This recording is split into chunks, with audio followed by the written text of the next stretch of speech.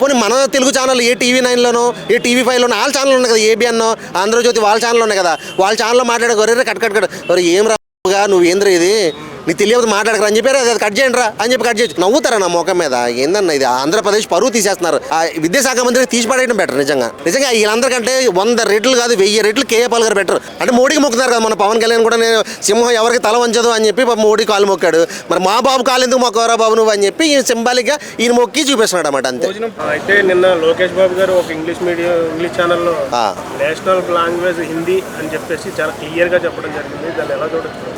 వెంటనే కౌంటర్ వేశారు కదన్నా యాంకర్, వెంటనే ఇమ్మీడియట్లీ ఇచ్చేసింది, ఉన్న పరువు మొత్తం పోయింది. ఇంకోటి ఏంటంటే సాధారణ చిన్నోడు నాలాంటోడు నీలాంటోడు మాట్లాడాడు అనుకో, సరే తెలియదులే చిన్నోడు ఆడుకునేవాడు అనుకోవచ్చు. ఒక ఐటీ శాఖ మంత్రి, ఒక విద్యాశాఖ మంత్రి భారత భాష అంటూ హిందీ అంటూ, అసలు భారతదేశానికి ఒక భాష అంటూ ఇదే భాష అని ఏదైనా ఉందా? ఈయన జాతీయ భాష అంటూ ఏది లేదు. ఎందుకంటే ఒక్కో ప్రాంతంలో ఒక్కో భాష మాట్లాడతారు. ఇంకొకటి మన పవన్ కళ్యాణ్ గారేమో హిందీని పెద్దమ్మ అన్నారు. అసలు యాక్చువల్గా హిందీ కంటే ముందు పుట్టింది తెలుగు భాష. తెలుగు భాష ముందు పుట్టింది హిందీ కంటే. సో వీళ్ళు ఏంటంటే మినిమం నాలెడ్జ్ లేకుండా, పోనీ మన తెలుగు ఛానల్ ఏ టీవీ 9లోనో ఏ టీవీ 5లోనో వాళ్ళ ఛానల్ ఉన్నాయి కదా, ఏబిఎన్ ఆంధ్రజ్యోతి వాళ్ళ ఛానల్ ఉన్నాయి కదా, వాళ్ళ ఛానల్లో మాట్లాడే గొర్రె కట్ ఏం రాగా నువ్వు ఏంద్ర ఇది నీకు తెలియదు మాట్లాడకరా అని చెప్పారు, అది కట్ చేయండి రా అని చెప్పి కట్ చేయొచ్చు. కానీ అది అలా కాదు కదా, ఇంటర్నేషనల్ ఛానల్ అయ్యి బయట మొత్తం ఇన్ని వేల కోట్ల మంది జనాలు చూస్తారు. పరువు పోయినట్టు కదా, ఇండియా పరువు పోయినట్టు కదా. ఆంధ్రప్రదేశ్ ఐటీ శాఖ విద్యాశాఖ మంత్రి హిందీని నేషనల్ లాంగ్వేజ్ అని చెప్తున్నాడు అంటే నవ్వుతారా నా ముఖం మీద? ఏందన్నా ఇది? ఆంధ్రప్రదేశ్ పరువు తీసేస్తున్నారు ఇలా అయితే మొత్తానికి. నిజంగా చాలా చండాలం అనిపించింది నాకైతే. ఆయన ఫస్ట్ విద్యాశాఖ మంత్రికి తీసి పడేయడం బెటర్. నిజంగా అది రాష్ట్ర పరువు ఎవరో తీయక్కర్లేదు, ఎవరో తీయక్కర్లేదన్న మనమే తీసుకొచ్చి. మొన్నేమో పవన్ కళ్యాణ్ గారు వెళ్ళి ఒక ఇంటర్వ్యూలో ఒక క్వశ్చన్, అదే మామూలుగా నడుచుకుంటూ వెళ్తుంటే హిందీలో ప్రశ్న అడుగుతుంటే దానికి ఏం సమాధానం చెప్పక నేను హిమాలయాలో పోతున్నాను ఆయన అంటాడు. ఏందన్న ఇలా ఎందుకు ఇలా మాట్లాడడం రానప్పుడు ఏం చేయాలంటే ఇంట్లో కూర్చోవాలి, లేదంటే ఇలా ఆఫీసులో కూర్చుని బాబు మీరు రండ్రా బాబు అని పక్కన ఎవరైనా తెలుగు హిందీ ఇంగ్లీష్ అన్ని తెలిసిన లాంగ్వేజ్ తెలిసిన ఒకళ్ళు పెట్టుకున్నారు అపాయింట్ చేసుకున్నాను బాగుంటుంది. నిజంగా వీళ్ళందరికంటే 100 రెట్లు కాదు 1000 రెట్లు కేఏ పాల్ గారు బెటర్. ఎందుకంటే ఆయన మాట్లాడి ఇంగ్లీష్ కానీ హిందీ కానీ అలాంటి వాళ్ళని చేసుకోవాలి. ఆయన నిజంగా సీఎం చేసిన అలాంటి వాళ్ళని చేస్తే ఏ రాష్ట్రంతో ఏ దేశంతో ఎలా మాట్లాడాలో ఆయన తెలుసు. 100 రెట్లు బెటర్ వీళ్ళ ముందు ఆయన.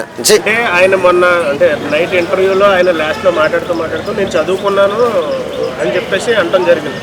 అంటే ఈయన స్టాన్ఫర్డ్ యూనివర్సిటీలో చదువుకున్నారు కాబట్టి అక్కడ రాసి ఉంటారు అంటారా?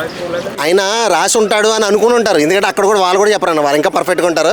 ఈయన చదివా అని అనుకున్నాడేమో, మరి చదివడలేదో కూడా తెలియదు. కాలేజీ గోడలు దూకి బయట పారిపోయి ఉండొచ్చు నాకు తెలిసి.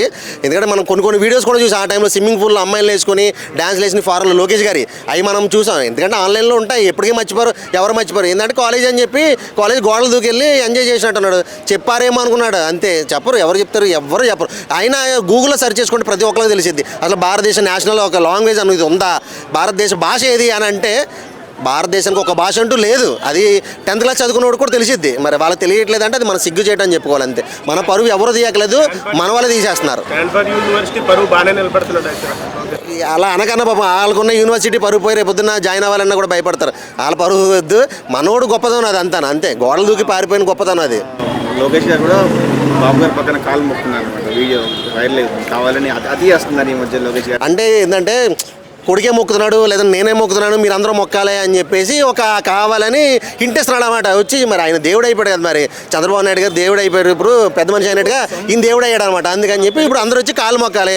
అది అంటే మోడీకి మొక్కుతున్నారు కదా, మన పవన్ కళ్యాణ్ కూడా నేను సింహం ఎవరికి తల వంచదు అని చెప్పి మోడీ కాలు మొక్కాడు. మరి మా బాబు కాలు ఎందుకు మొక్కవరా బాబు నువ్వు అని చెప్పి ఈయన సింబాలిక్గా ఈయన మొక్కి చూపిస్తున్నాడు అనమాట. అంతే. ప్లేట్ కూడా తీశారు కదా, అది కూడా అన్న ఇవన్నీ చెప్పుకుంటూ పోతే 1, 2 కాదు, చాలా చాలా అరాచకాలు జరుగుతున్నాయి ఆంధ్రప్రదేశ్లో. ఆల్రెడీ ఒక 1 year అయితే అయిపోయింది. ఇంకొక 4 సంవత్సరాలు లోపుకు పట్టుకుంటే ప్రశాంతంగా రాజ్యం వచ్చింది. అప్పుడు మనం ప్రశాంతంగా బతకగలం నిజంగా. అది ఈ రోజునైతే పేదవాడైతే చాలామంది కష్టపడుతున్నారు, చాలామంది బాధపడుతున్నారు. 1 సంవత్సరం ఏదోలా బతికేశారు, ఇంకొక 4 సంవత్సరాలు మధ్యలో ఏ జమిలీ ఎలక్షన్స్ వచ్చాయంటే అమ్మ దరిద్రం వదిలిపోయింది బాబు మా జగనన్న వస్తాడు అని చెప్పి ఎదురు చూస్తున్నారు. వాళ్ళకి రాకపోయినా కానీ ఒక 4 సంవత్సరాలు ఓపిక పట్టుకుంటే ఖచ్చితంగా రాజ్యం వచ్చింది. ప్రశాంతంగా పేదవాడనేవాడు 4 పూటలు పొద్దున టిఫిన్, మధ్యాహ్నం భోజనం, మధ్యాహ్నం స్నాక్స్, రాత్రి భోజనం 4 పూటల కడుపు నిండా అన్నం తినే రోజులు 4 సంవత్సరాలు రాబోతున్నాయి ఖచ్చితంగా.